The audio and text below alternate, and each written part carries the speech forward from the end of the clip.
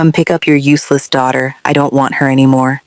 My husband said those exact words into his phone, standing in the kitchen we'd shared for 9 years, 20 minutes after our divorce became final. I was in the hallway, holding one packed suitcase, and I heard every word. He had no idea who he was actually talking to. And in exactly 60 seconds, he was going to find out. In a way he never once saw coming. And in a way I'd waited 9 years to watch happen. This is Silent Revenge. If this is your first time here, hit subscribe now, because I promise you, this story does not go where you think it's going to go. Stay with me to the end.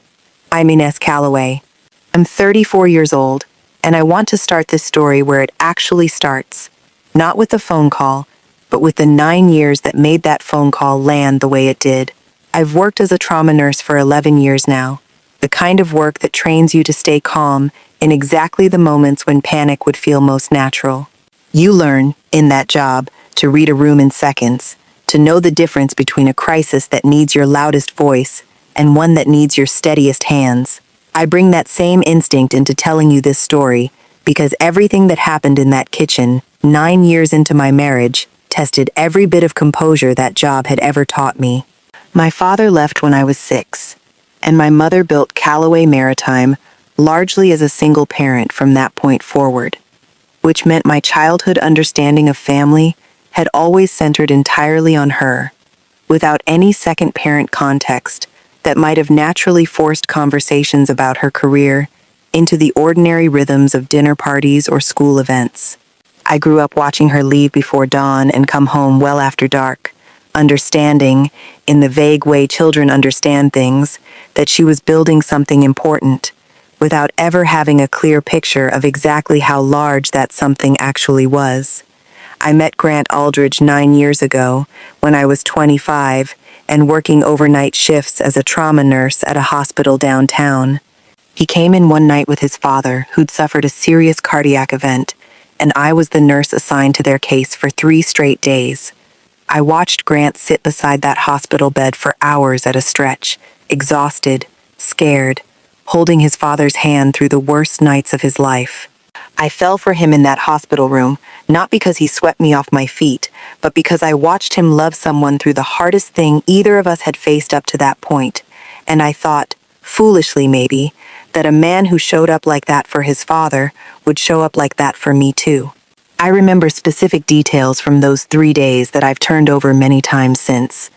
Grant slept in a hospital chair rather than go home, waking every time his father's monitor changed rhythm even slightly, asking me anxious, careful questions about oxygen levels and cardiac enzymes that told me he'd been quietly researching everything he could between visits.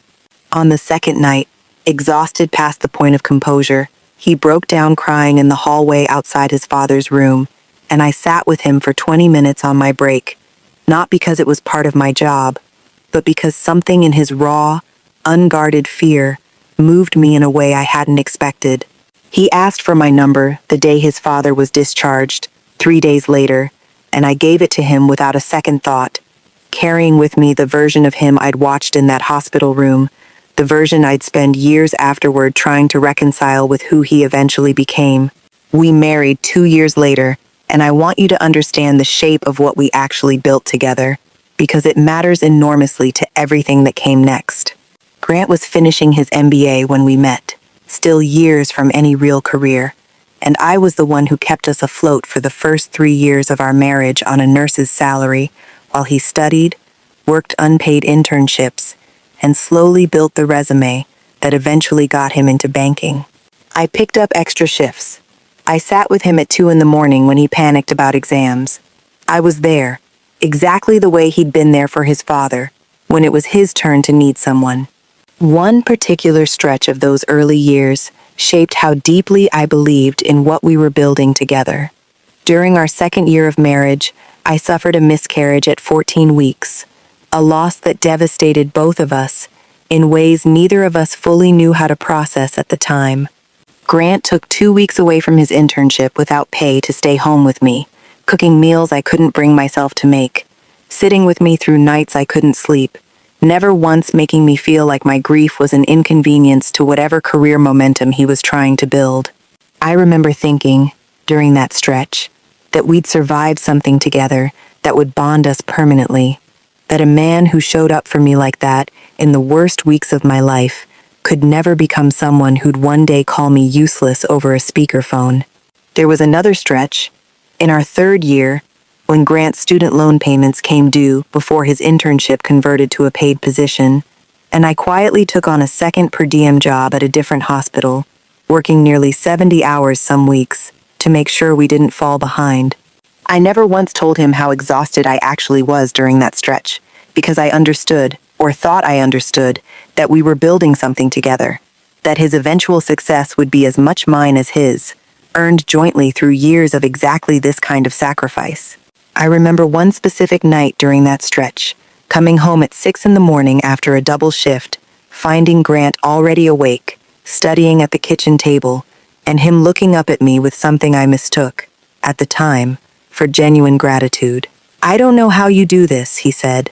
"I don't know how I'd survive any of this without you." I held on to that sentence for years afterward, replaying it during the harder stretches of our marriage, wondering when exactly the man who said it had stopped meaning it, or whether he'd ever fully meant it at all, or whether gratitude, for some people, simply has an expiration date once it's no longer needed to secure the help it was thanking you for. His career took off in year 4. He landed a position at a mid-sized investment bank downtown, and something started shifting in him that I didn't fully understand until years later, looking back with the clarity divorce eventually gives you. The more successful Grant became, the more he seemed to need someone to measure himself against.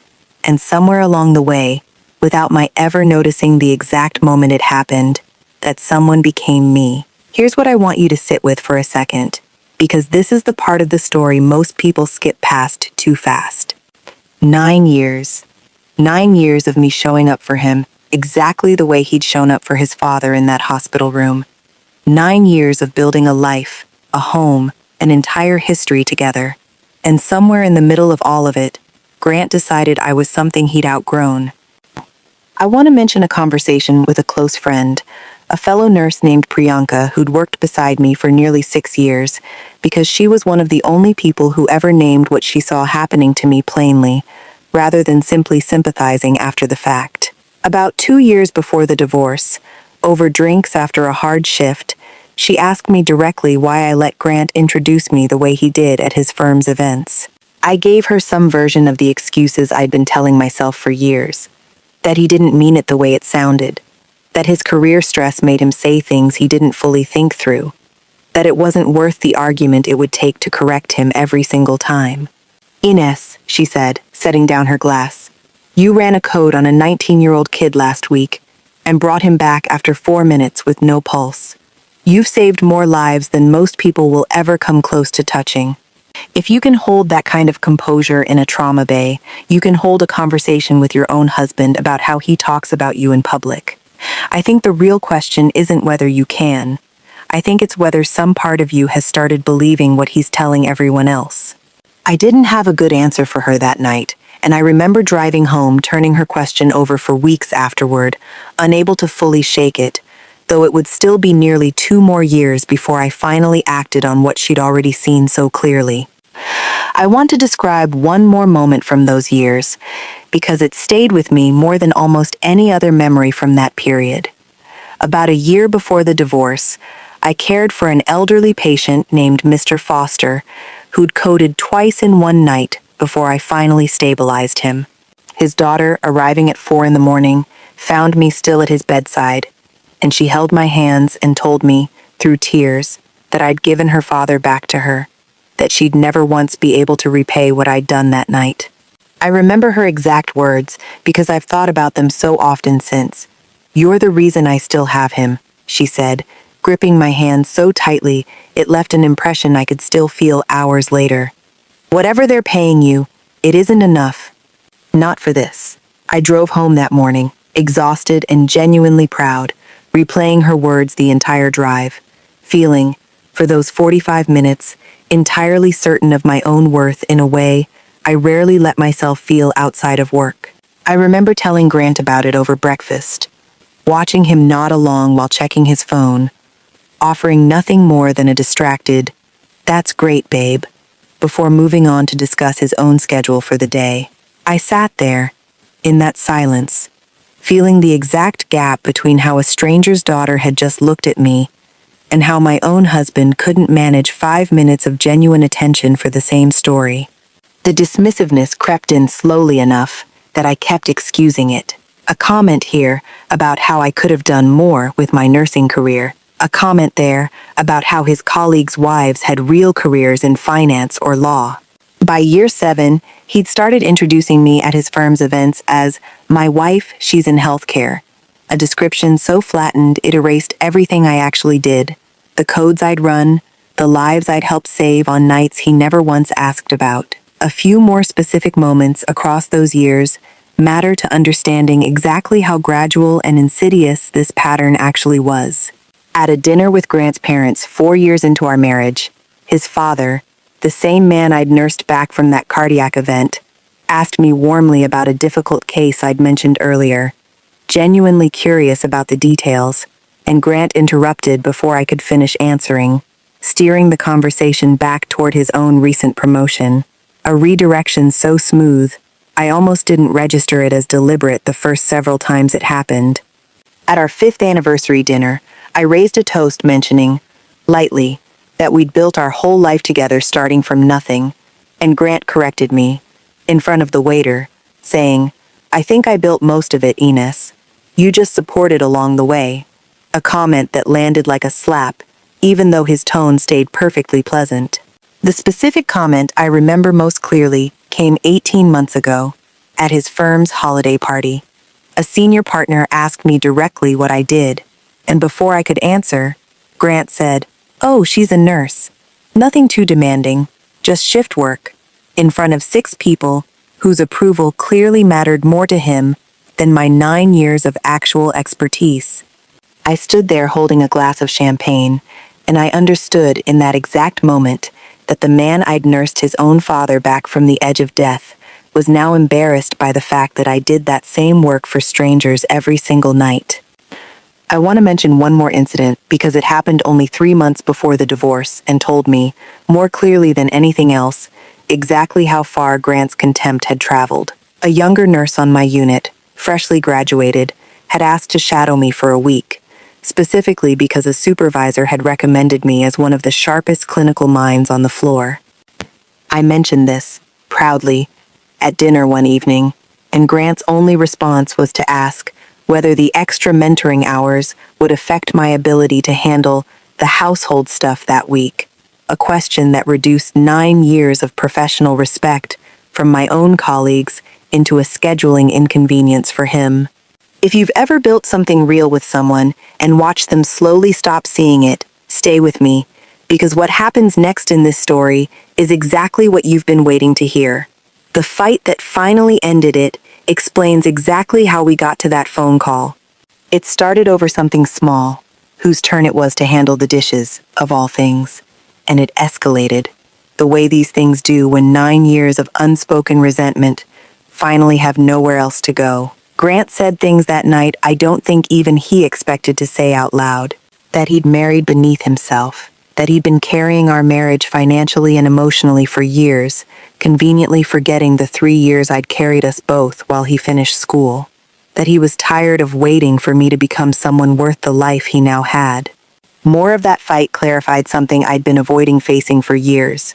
"Do you have any idea what it's like?" Grant said, pacing our kitchen, explaining to people at my level that my wife works 12-hour shifts wiping down hospital beds.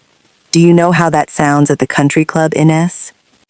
I told him as calmly as I could manage through the hurt that I ran codes, that I'd saved more lives in a single bad week than his entire firm probably touched in a fiscal quarter, and he laughed, an ugly, dismissive laugh I'd never heard from him before. "That's not the same as building something," he said.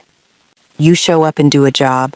I built a career from nothing," I reminded him, my voice shaking by then, that I'd funded 3 years of his own building from nothing on a nurse's salary, and he had no real answer for that, just a long, cold silence that told me more than any comeback could have. I filed for divorce 4 months later. Grant didn't fight it. I don't think either of us had anything left to fight for by that point.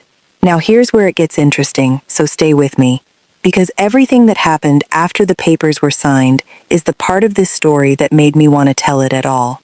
The divorce finalized on a Tuesday morning, and we'd agreed I would come by that afternoon to collect my remaining boxes from the apartment.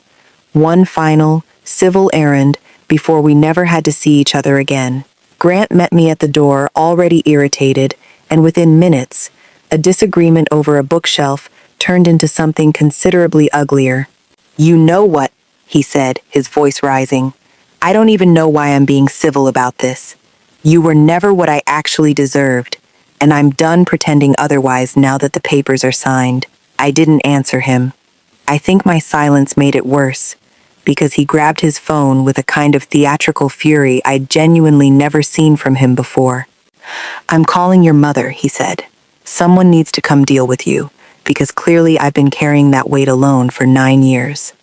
I told him it wasn't necessary. I was 34 years old, perfectly capable of packing my own boxes. He'd already dialed, and he put the call on speaker, wanting, I think, to humiliate me in front of my own mother the same way he'd humiliated me in front of his colleagues 18 months earlier. "Diane," he said, the second she picked up, "I need you to come get your daughter. She's dragging out this whole divorce longer than it needs to be, and honestly, I don't want her in my apartment anymore.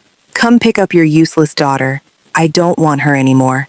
There was a silence on the line that stretched long enough I genuinely thought the call had dropped. And then my mother's voice came through, calm in a way I recognized instantly. The specific, controlled calm she reserves for exactly 2 situations in her entire life: closing a major deal and dealing with someone who has badly, catastrophically misjudged who they're talking to. "I'll be there shortly," she said, and hung up. I need you to sit with that sentence for a second, because Grant certainly didn't understand its weight yet. My mother's house was 2 hours outside the city. Shortly should have meant nothing was arriving anytime soon. I stood in that hallway for the full 60 seconds that followed, watching Grant's satisfied expression settle into something almost smug. The particular posture of a man who believes he's just delivered a decisive, unanswerable blow. I remember the specific quiet of that apartment in those 60 seconds, the hum of the refrigerator, the distant sound of traffic through the window, my own heartbeat loud enough that I could feel it in my ears. I didn't know exactly what was coming. I only knew, with a strange, settled certainty, that whatever it was would matter. 60 seconds later, we heard car doors, 4 of them, closing in perfect, synchronized succession in the parking lot below. Grant walked to the window, and I watched his entire posture change. 4 black SUVs, doors opening in unison. A small, coordinated team, stepping out around a single figure in the center vehicle, my mother, dressed exactly the way she always dresses, plain, understated, entirely without ornamentation, walking toward our building with the unhurried pace of someone who has never once needed to rush to command a room. "Who is that?" Grant said, and his voice had lost every trace of the confidence it carried 30 seconds earlier. "That's my mother," I told him. "If you want to know exactly what she said when she walked through that door, and exactly what Grant discovered about who he'd actually just insulted, keep watching, because this is the part of the story that changes everything you thought you understood about the last 30 minutes.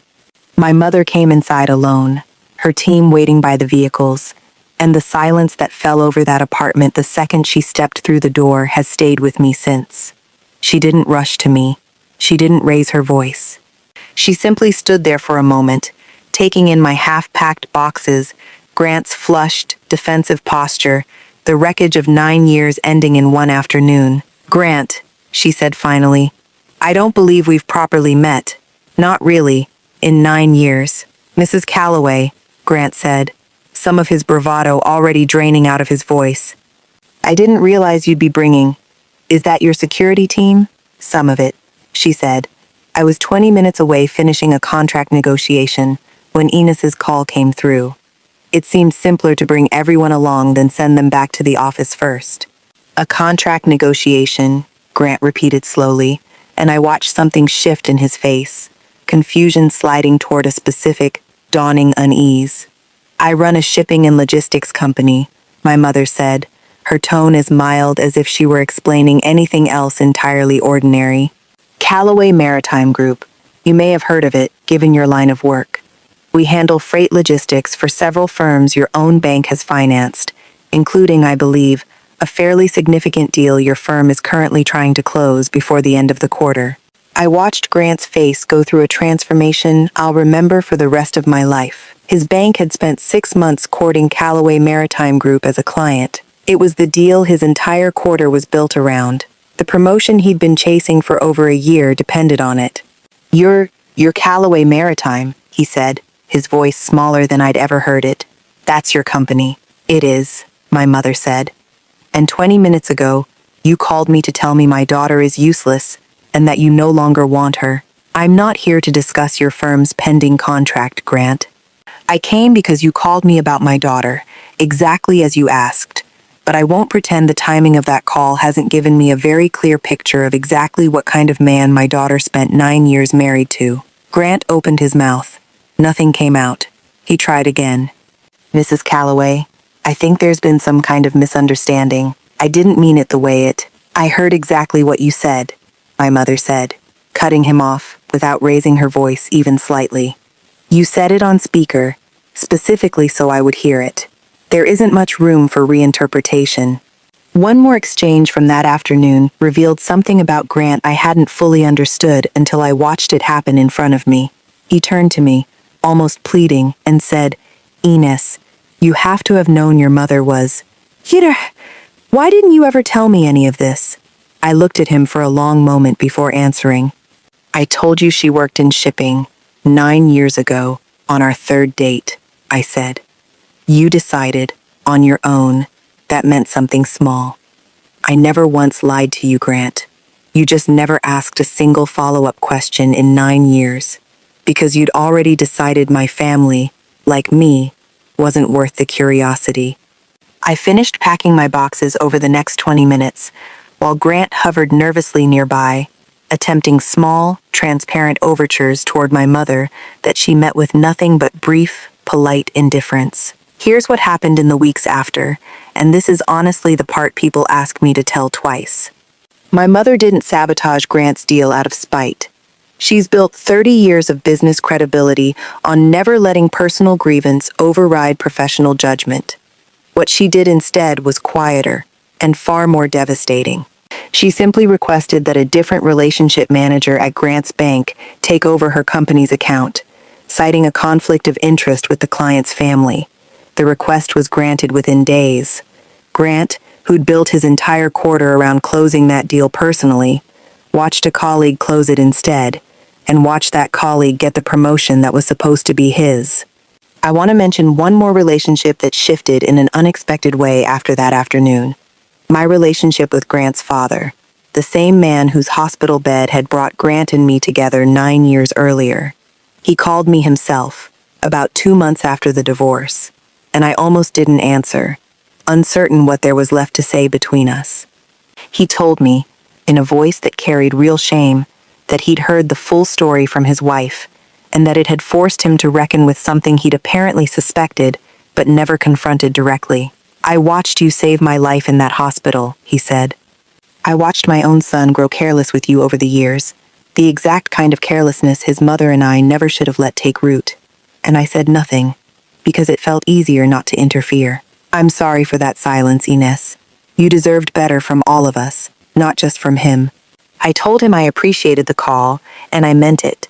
Of everyone connected to that marriage, his was the only apology that focused entirely on what I'd lost, rather than on what Grant had suffered as a consequence. The mechanics of how that request actually worked matter, because I only learned the full detail later, from my mother directly.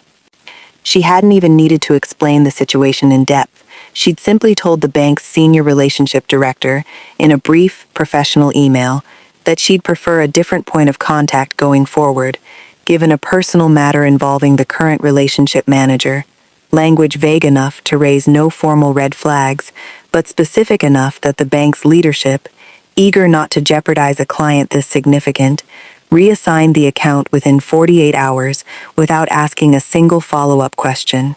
The story of that phone call spread through his firm within a week, and I'm told his confidence in every client meeting since has never fully recovered.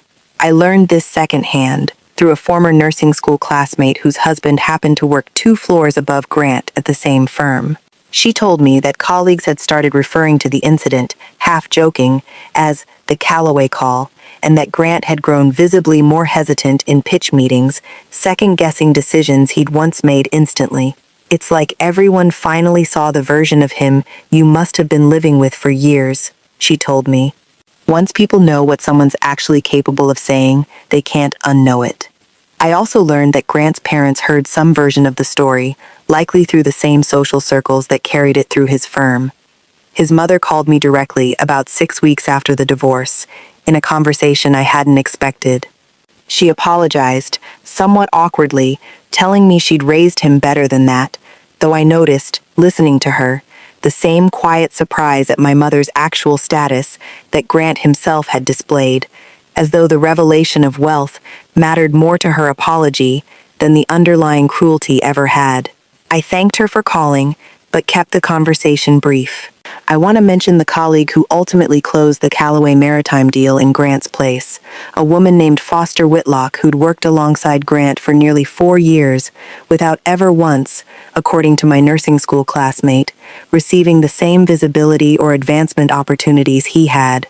She reached out to me, unprompted, about 2 months after the account transfer, not to gloat, but simply to say thank you, in her own careful way, for something she understood had inadvertently opened a door for her that might have otherwise stayed closed for years.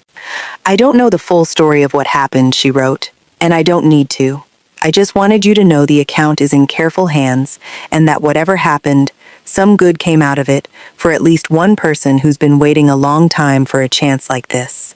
I found something quietly satisfying in that message, understanding that the consequences of that phone call had rippled outward in ways neither Grant nor I had anticipated, redistributing an opportunity towards someone who'd actually earned it through years of overlooked, unglamorous work.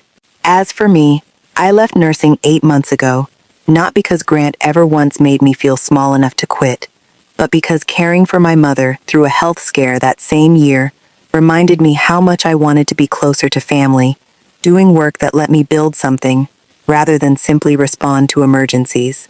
I'm in nursing administration now, building training programs for new trauma nurses, work I find more meaningful than I expected to.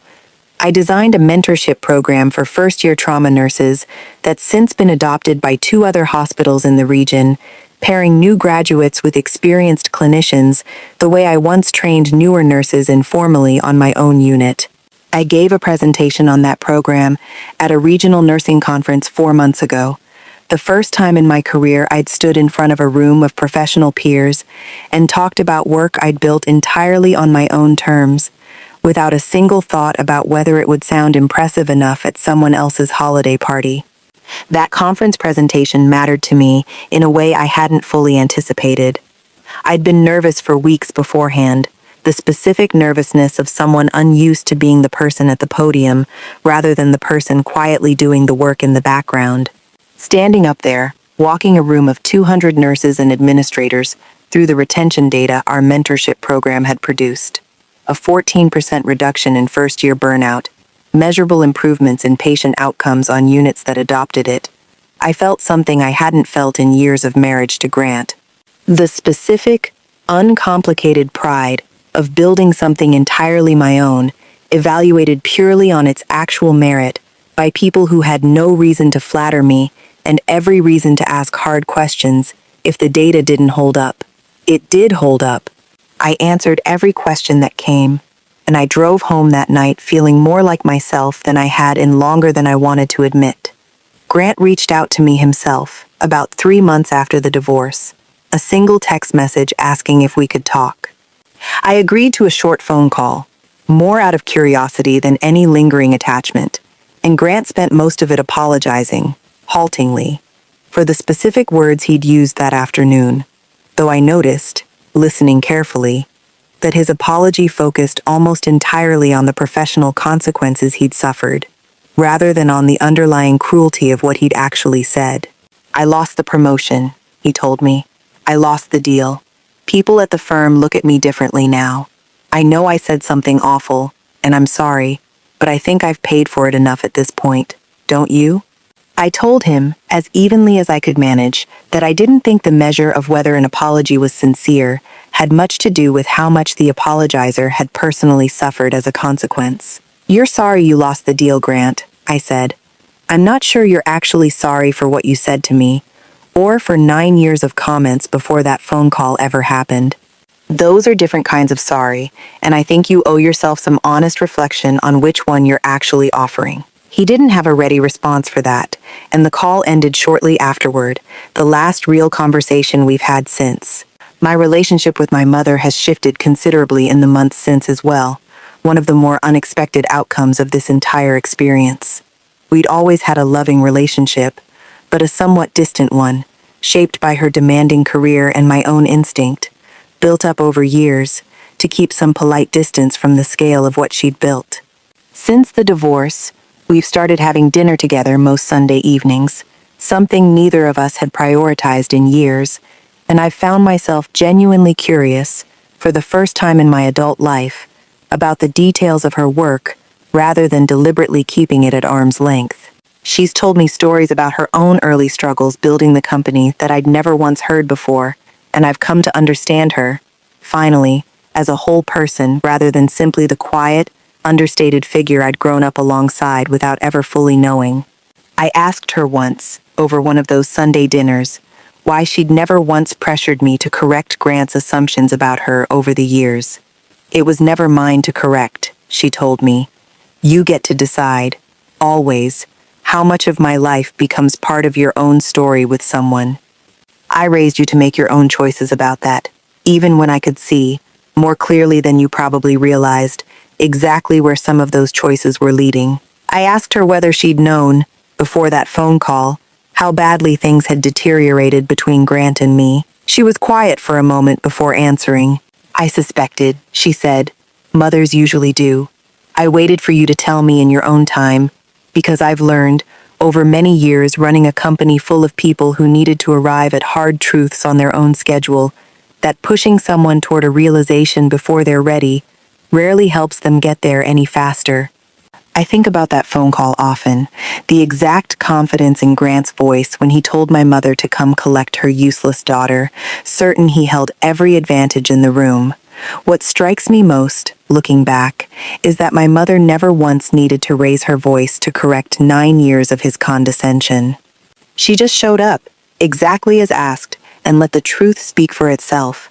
I've thought a great deal, too, about the 9 years that preceded that phone call, about how easy it is, looking back, to see the exact moments where the pattern first took root, and how difficult it was to see them clearly, while I was still living inside them.